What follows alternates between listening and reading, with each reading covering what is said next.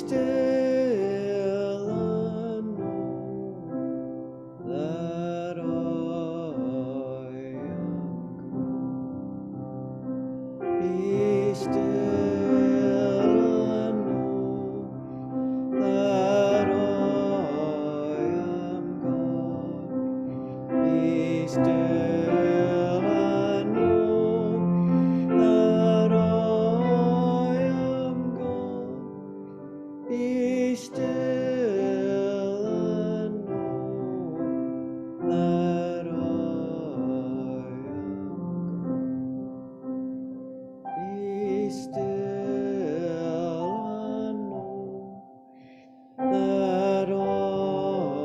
am God. Be still and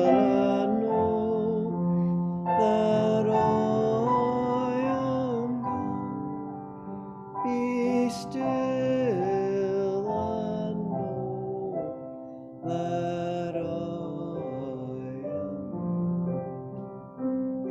Be still and know that I am God.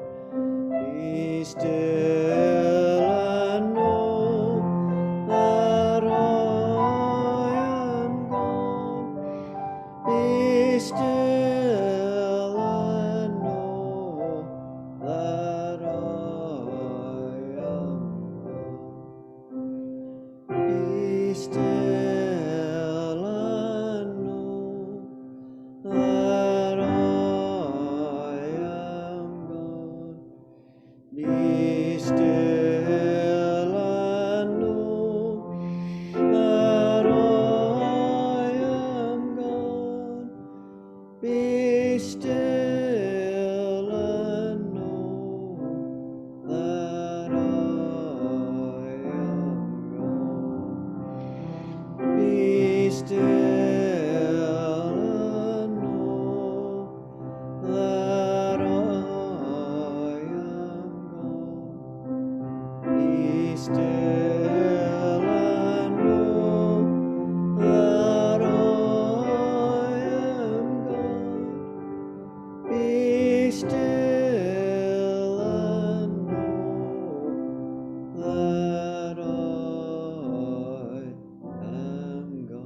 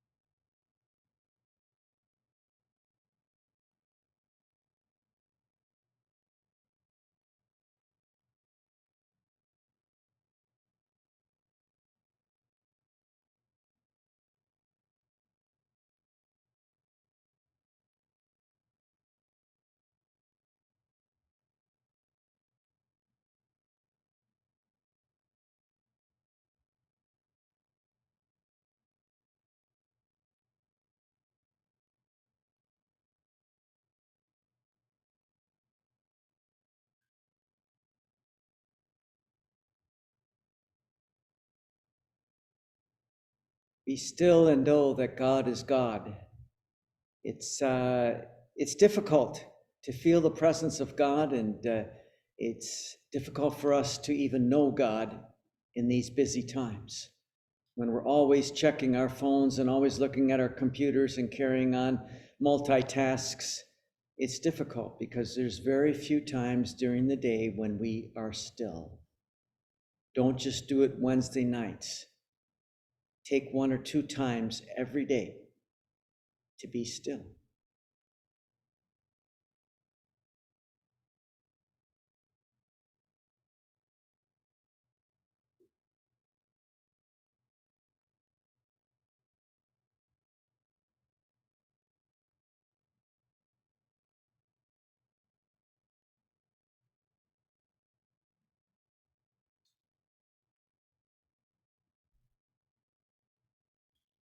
I've often said to people and said in my sermons that the best thing that ever happened to me was my depression.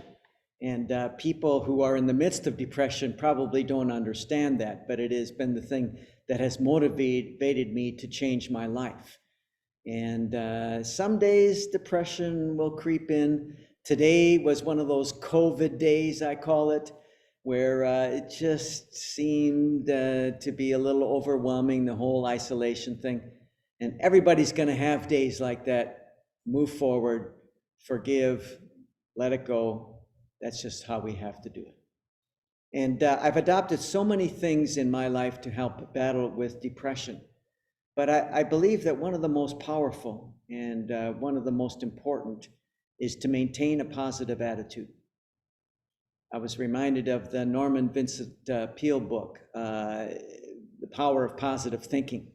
That was one of the first self-help books written. It must be 40 or 50 years old, probably more than that. I probably read it when I was in high school, The Power of Positive Thinking. When you are in a dark space, when you're feeling overwhelmed with isolation, when depression is coming in, when you're in the deepest time of grief, it's important to be hopeful and to believe that you're going to get through these difficult times. Nothing's worse than slipping into despair. Martin Luther called it the worst sin is to slip into despair, and that is to live without hope. Be hopeful.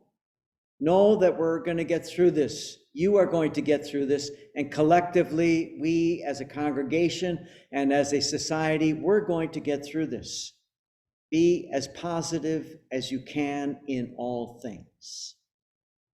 Hal Elrod wrote the book, The Miracle Morning, and he said how important it is to start the morning in a positive way. And I'm reading another book this week, and she says the same thing. How you start your day will often determine how your day goes. And if you start your day in a rush, scrambling, thinking negative thoughts, that's how your day is going to be. If you wake up and pause and give thanks to God for another morning and say the words, "This is going to be an awesome and amazing day," that's what it will become.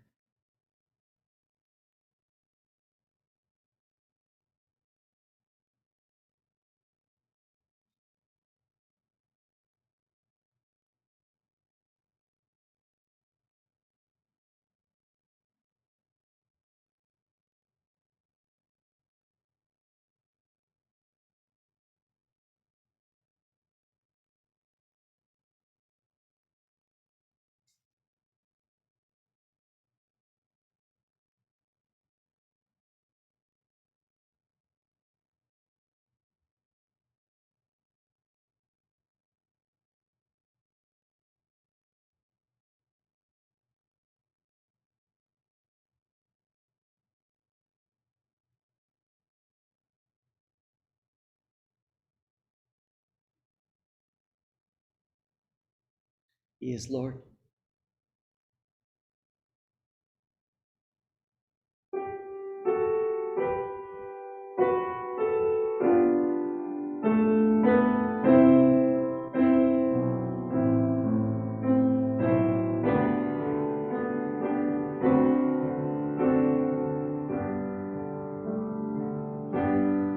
He is Lord. He is Lord. He is risen from the dead, and He is Lord. Every knee shall bow, every tongue confess that Jesus Christ is Lord. He is Lord. He is Lord. He is risen from the dead, and He is Lord. Every knee shall bow, every tongue confess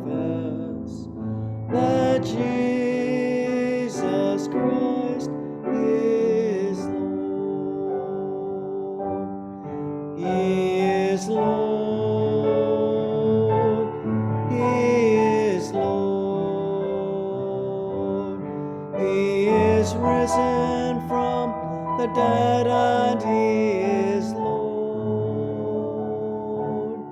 Every knee shall bow, every tongue confess that Jesus Christ is Lord. He is Lord. He is Lord. He is risen from the dead, and he is Lord. Every knee shall bow, every tongue confess that Jesus Christ is Lord. He is Lord. He is Lord. He is risen from the dead, and he is Lord. Every knee shall bow, every tongue confess that Jesus Christ is Lord. He is Lord. He is Lord. He is risen from the dead, and he is Lord. Every knee shall bow, every tongue confess that Jesus Christ is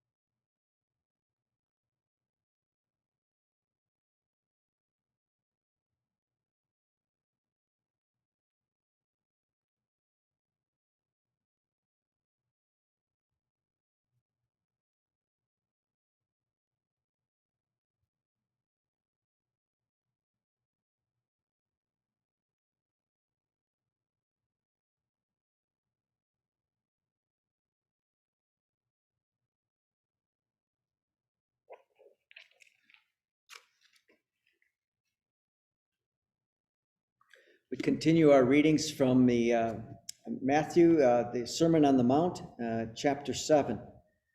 Do not judge others, so that God will not judge you.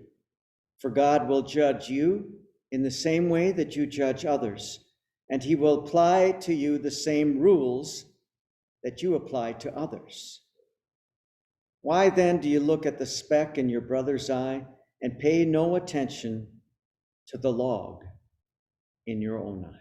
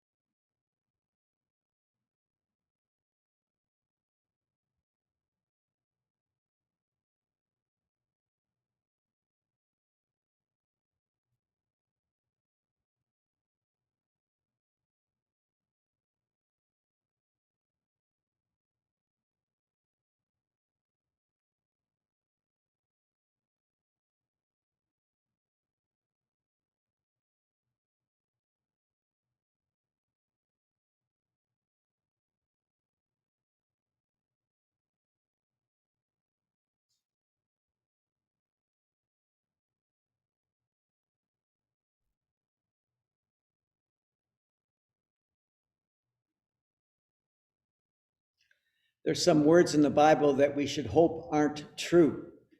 And the words that I just read, we should hope that they're not true. God will judge you in the same way that you judge other people. I hope that's not true. I hope God shows me a little more grace than what we show other people. I'm reading a book, I'm just finishing it, entitled The Body is Not an Apology. And it talks mostly about body shaming. But she talks about how we not only judge people by how they look and their body type, but we judge people according to their skin and the way they dress and what kind of headwear that they're wearing, and whether they're in a wheelchair or not. We make judgments almost immediately by what it is that we see with our eyes. And in this book, one of the most powerful things she says is to become aware that you're doing this judging. It just feels such a natural part of our lives, something that we learned as children, to judge others, to make a judgment, to have an understanding about them just by their appearance. This also holds true with people's behavior. Do not judge others. Most of the time, we judge people's behavior at its face value, and we make a judgment about that person by their behavior.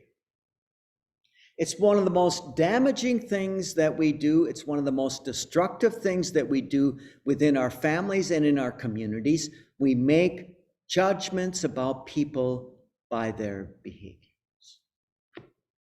Person drinks too much, we make a judgment. They're alcoholics.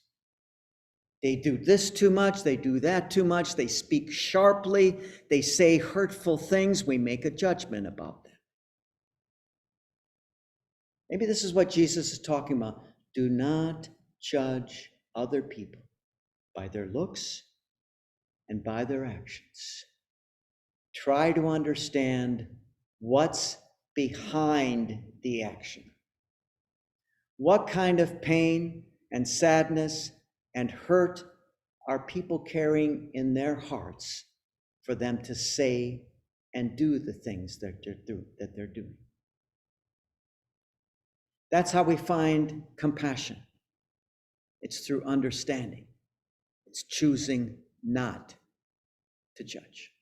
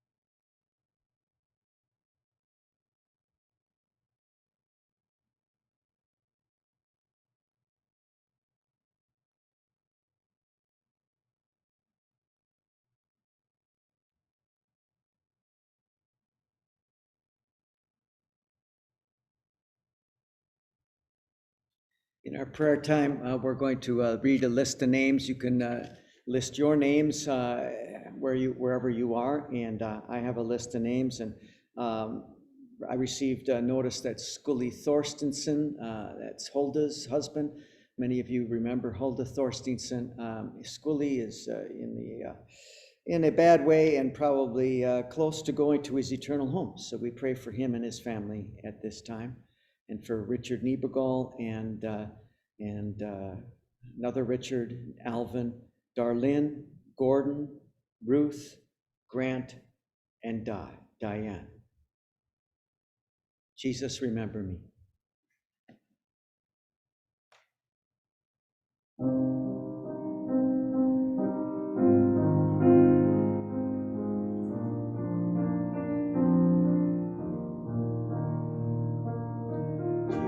Jesus, remember me when you come into your kingdom. Jesus, remember me when you come into your kingdom. Jesus, remember me when you come into your kingdom. Jesus, remember me when you come into your kingdom. Jesus, remember me when you come into your kingdom.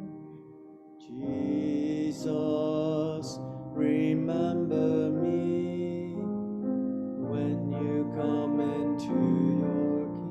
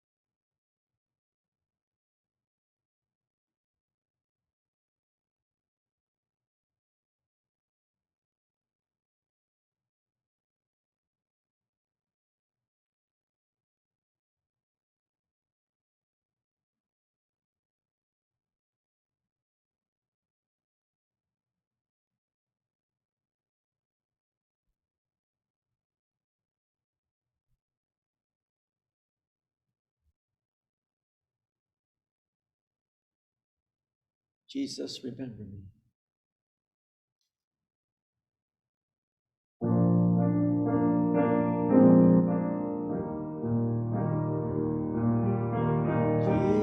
Jesus, remember me when you come into your kingdom. Jesus, remember me when you come into your kingdom.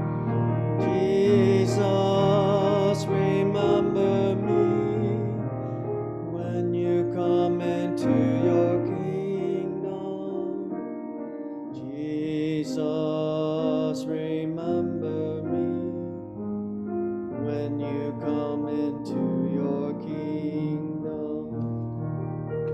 Jesus, remember me when you come into your kingdom. Jesus, remember me when you come into your kingdom.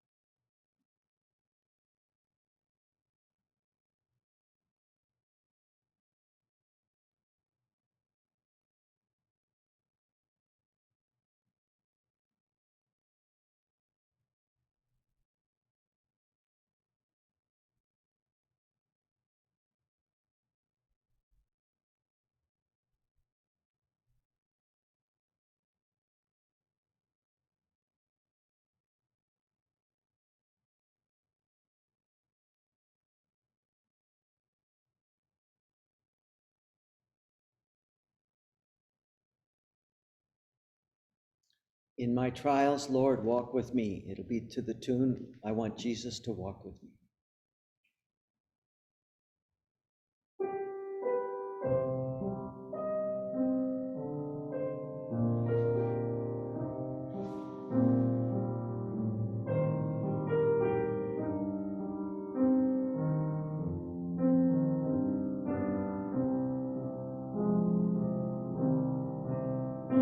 My trials, Lord, walk with me. In my trials, Lord, walk with me. When my heart is almost breaking, Lord, I want Jesus to walk with me. In my trials, Lord, walk with me. In my trials, Lord, walk with me.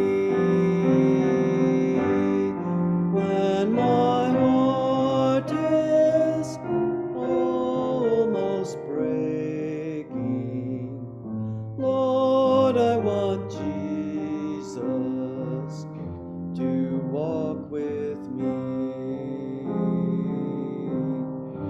In my trials, Lord, walk with me. In my trials, Lord, walk with me. When my heart is almost breaking,